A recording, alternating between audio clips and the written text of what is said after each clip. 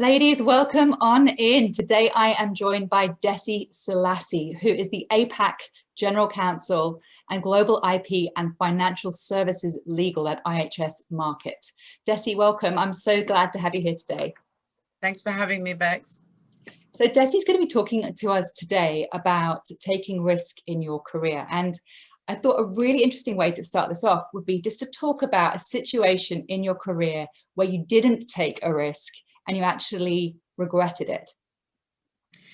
So the example that comes to mind, and bear in mind, I'm a trained lawyer, so everything we are taught is around risk, analyzing it, avoiding it, mitigating it.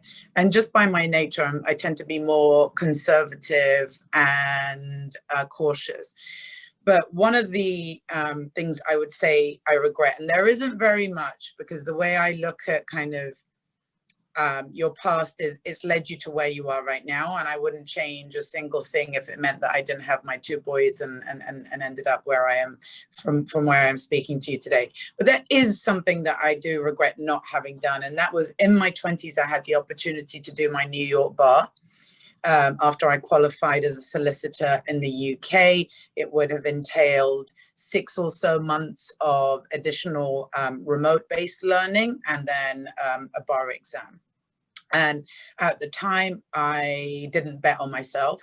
I heard from various friends and peers that it was really difficult and it had a really high failure rate and et cetera, et cetera. And at the time I was considering doing my New York bar, I got a job offer.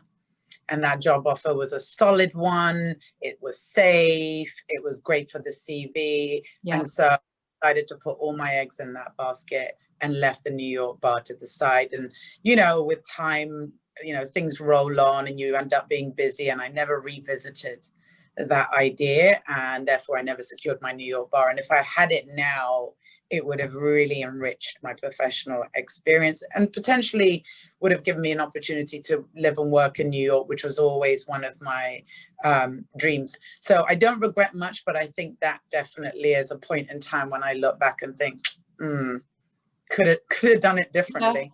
Yeah. Okay. So what about a situation in your career where you have taken a risk and it's really paid off for you? So then a couple of years after that regret, I had the opportunity to move from private practice, a law firm, to this company as it was then in existence. So much smaller, private company, largely unproven, doing very entrepreneurial, innovative things, but not kind of the safe, solid path of a law firm. I had none of the relevant experience. I was a qualified lawyer joining their legal team, but as the then head of legal said to me, listen, Des, I'm taking a risk on you because you seem great, but you don't have any of the experience we're looking for. And I remember looking at the company website and I couldn't understand what they did. And I called up a friend who I knew in the company. I said, hey, I'm looking at this website. I'm not sure I'm going to pass through the interview because I don't understand what you guys do. And he said, don't worry about it. I didn't know either. Year on, I'm still not sure, but I'm having fun learning.